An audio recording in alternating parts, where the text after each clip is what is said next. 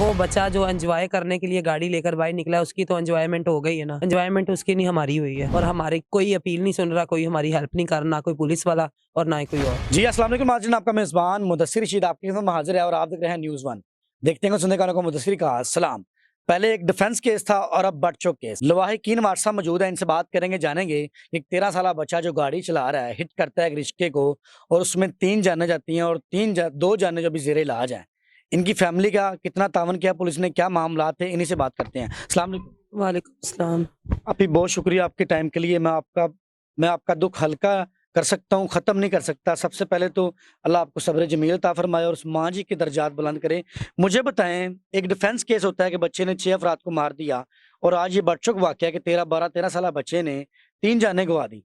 तो मुझे बताएं कितना तावन हुआ है?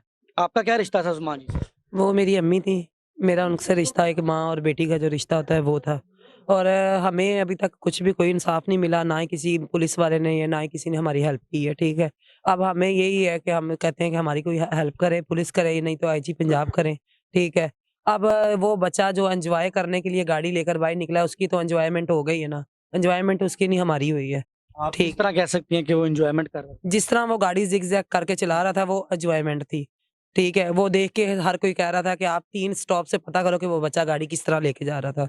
और हमें लग रहा था कि ये गाड़ी से कुछ नुकसान होगा और वही हुआ कि 3 लोग मर चुके हैं, 2 ज़ेरे इलाज पड़े हुए हैं और हमारी कोई अपील नहीं सुन रहा, कोई हमारी हेल्प नहीं कर रहा, ना कोई पुलिस वाला और ना ही कोई और। बस हमें ये इस चीज़ की उम्मीद है कि हमारी हेल्प करो, पुलिस वालों से भी और आईजी पंजाब से भी। माँ जी घर से किस तरह निकलती हैं, थोड़ा-सा बताइएगा वक़्त ताकि पता चले। माँ जी हमारी सुबह निकली हैं, 8:30 बजे घर से निकली हैं। निकले उन्हें सिर्फ़ 15 मिनट में 8:45 पे उनका एक्सीडेंट हुआ है, ठीक है। और इधर घर से गए मज़दूरी करने के लिए निकली थी, लेकिन अपनी रोज़ी-रोटी के पास वो नहीं पहुँच सकी। रास्ते में ही मौत उनका इंतज़ार कर रही थी और वो जो लड़का है वो उस मौत को हाथ में लेकर घर से निकला। किसी अदालत का दरवाज़ा खटखटाया आपने? नहीं, हमने किसी अदालत का भी कोई दरवाज़ा नहीं खटकाया। हम अदालत में गए थे कि हमने पोस्टमार्टम नहीं करवाना।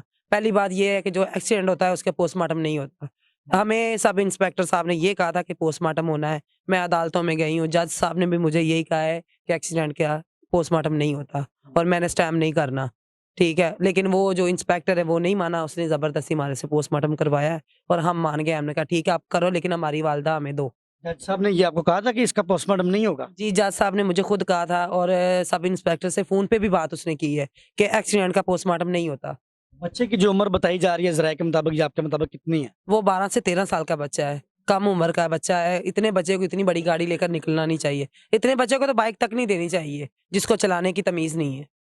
उसने गाड़ी इस तरह चलाई है कि जिस तरह वो खुद की सोसाइटी में गाड़ी चला रहा है, कोई आगे है नहीं है। उसे तो हम इंसान इस तरह नज़र आए जैसे कीड़े-मकोड़े होते हैं। कितनी जानें गई हैं मुझे बताइएगा, कितनी जानें गई? ये 3 हमारी अम्मी को डालकर ये 3 अफ़राद जो है वो जाम बहक हो चुके हैं। इलाज कितने लोग हैं? 2 हैं वो जनरल हॉस्पिटल में, वो वेंटिलेटर पे हैं वो। आपकी एफआईआर हो गई है? नहीं, हमारी एफआईआर अभी नहीं हुई है, हम एफआईआर करवाने जा रहे हैं, क्योंकि हमारी वालदा की हालत इस तरह थी कि हमें ये टाइम नहीं मिला।